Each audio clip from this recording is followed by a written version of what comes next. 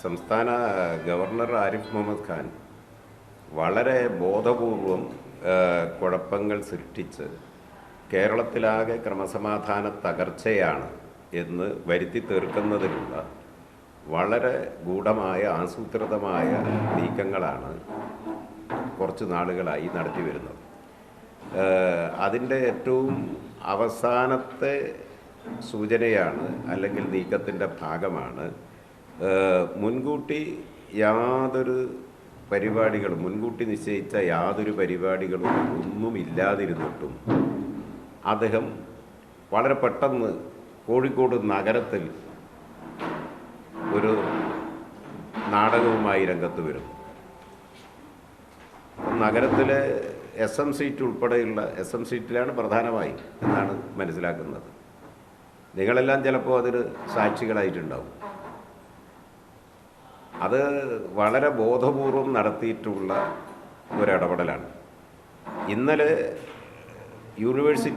Calicut university guest ഹൗസിൽ അദ്ദേഹം താമസിക്കുന്നിടത്ത് സംഘപരിവാർ നേതാക്കളുമായിട്ട് ഒരു ആലോചന നടത്തിയ വാർത്ത ഇന്ന് പത്രങ്ങളിലെല്ലാം ഉണ്ട്. അത് സാധാരണ ഒരു ആലോചനയല്ല, കുറേ കൂടി കേരളത്തിൽ സംഘർഷങ്ങളും കുഴപ്പങ്ങളൊക്കെ ഉണ്ടാക്കാനുള്ള ഒരു ഗൂഢാലോചനയായിരുന്നു എന്ന് ഇപ്പോൾ വെളിവാക്കപ്പെട്ടിരിക്കുകയാണ്. അതിൻ്റെ ഭാഗമായിട്ടാണ് ഇന്ന് ഇങ്ങനൊരു നാടകവുമായി ഗവർണർ കോഴിക്കോട് നഗരത്തിൽ പകൽ വെളിച്ചത്തിൽ ഇറങ്ങി വരാനിടയായി. അദ്ദേഹം ഉദ്ദേശിച്ചത് അവർ ആലോചന നടത്തി ധാരണയായിട്ടുണ്ടാവുക കോഴിക്കോട് നഗരം കേരളത്തിലെ പ്രധാനപ്പെട്ട ഒരു രാഷ്ട്രീയ കേന്ദ്രം കൂടിയാണ്. ഇവിടെ ഇറങ്ങി എന്തെങ്കിലും ഒരു സംഘർഷം ഉണ്ടാക്കുക എന്ന ബോധപൂർവമായ ഒരു നീക്കം അതിൻ്റെ പിന്നിലുണ്ട്. പക്ഷേ ഇപ്പോൾ ഗവർണർക്കും സമ്മതിക്കേണ്ടി വരും, ഈ കോഴിക്കോട് നഗരം ഇന്ത്യയിലെ ഏറ്റവും പ്രധാനപ്പെട്ട അംഗീകരിക്കപ്പെട്ട ഒരു സുരക്ഷിത നഗരമാണ്.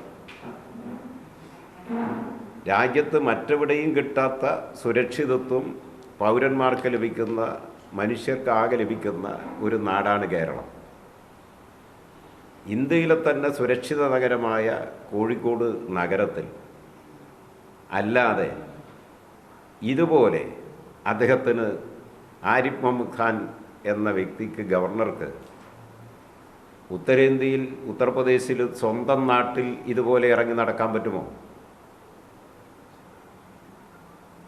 എത്ര മാന്യമായിട്ടാണ് കോഴിക്കോട് നഗരം അദ്ദേഹത്തോട് പ്രതികരിച്ചത്.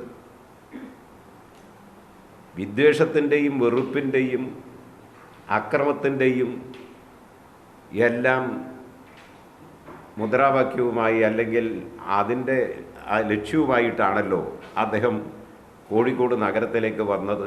2 ദിവസമായിട്ട് സാധാരണഗതിയിൽ ഇതുപോലെ എപ്പോഴെങ്കിലും ഉന്നതമായ ഭരണഘടനാ പദവിയിലിരിക്കുന്ന ഗവർണർ, മുൻകാലങ്ങളിലും മഹാരഥന്മാരായ ആളുകൾ ഇരുന്ന സ്ഥാനമാണല്ലോ, വഹിച്ച പദവിയാണല്ലോ അത് കേരളത്തിൻ്റെ തന്നെ ചരിത്രത്തിൽ. ഇന്നോളം ഏതെങ്കിലും ഗവർണർമാരുടെ ഭാഗത്ത് നിന്ന് ഇങ്ങനൊരു നിലപാടുണ്ടായിട്ടുണ്ടോ? കുഴപ്പമുണ്ടാക്കാൻ വേണ്ടിയാണ് കോഴിക്കോട് നഗരത്തിൽ അദ്ദേഹം ഇറങ്ങി പുറപ്പെട്ടത്. പക്ഷേ വളരെ മാന്യമായി ആതിഥ്യ മര്യാദയനുസരിച്ച് നഗരത്തിലെ കച്ചവടക്കാരും ജനങ്ങളും അപ്പോഴുണ്ടായിരുന്നവരും അദ്ദേഹത്തെ സ്വീകരിച്ചു. വെറുപ്പിൻ്റെയും വിദ്വേഷത്തിൻ്റെയും പുക പടർത്തുന്നതിന് ആ ലക്ഷ്യവുമായി കോഴിക്കോട് നഗരത്തിറങ്ങിയ ഗവർണറെ സ്നേഹത്തോടെ അലുവ കൊടുത്ത് മധുര ജനങ്ങൾ സ്വീകരിച്ചു. കേരളം ഇതാണ് കോഴിക്കോട് എന്ന് ലോകത്തിനാകെ തിരിച്ചറിയുന്നതിന് ഇത് ഇടയാക്കിയിട്ടുണ്ട്. ഇങ്ങനൊരു നാടിനെപ്പറ്റി എന്തിനാണ് ഈ ഗവർണറും അദ്ദേഹത്തെ എഴുന്നള്ളിച്ച് നടക്കുന്ന സംഘപരിവാരുമെല്ലാം ഇങ്ങനെ അപമാനിച്ച് പറയുന്നത്, ആക്ഷേപിക്കുന്നത്? ഇവിടെ ഹലുവ നൽകി സ്വീകരിച്ചിട്ടുള്ള കോഴിക്കോട് നഗരം, ആ നഗരത്തിൽ അദ്ദേഹത്തിന് ചുറ്റും കൂടിയ ആളുകളെല്ലാം അദ്ദേഹത്തിൻ്റെ ഈ പേക്കൂത്തുകളെയും വർഗീയ വിദ്വേഷവും കലാപവും അഴിച്ചുവിടാനുള്ള നീക്കത്തെയും അനുകൂലിക്കുന്നവരാണെന്നാണോ കരുതുന്നതല്ല. അതിശക്തമായ വിയോജിപ്പും എതിരഭിപ്രായവും അദ്ദേഹത്തിൻ്റെ അത്തരം ചെയ്തികളോട് ഇവർക്കെല്ലാം ഉണ്ടാകും.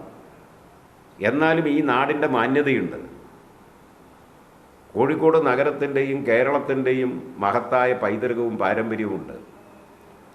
അതിനനുസരിച്ച് ജനങ്ങൾ അദ്ദേഹത്തെ സ്വീകരിക്കുകയും അദ്ദേഹത്തോട് പെരുമാറുകയുമാണ് ചെയ്തിട്ടുള്ളത്. അത് ഈ നാടിൻ്റെ മഹത്വമാണ്. പ്രത്യേകിച്ച് ഈ നാടിൻ്റെ ഇടതുപക്ഷ മതനിരപേക്ഷ രാഷ്ട്രീയ ഉള്ളടക്കത്തിൻ്റെ മഹത്വമാണ് എന്ന് ഞങ്ങൾ പ്രത്യേകം ചൂണ്ടിക്കാണിക്കാൻ ആഗ്രഹിക്കുകയാണ്.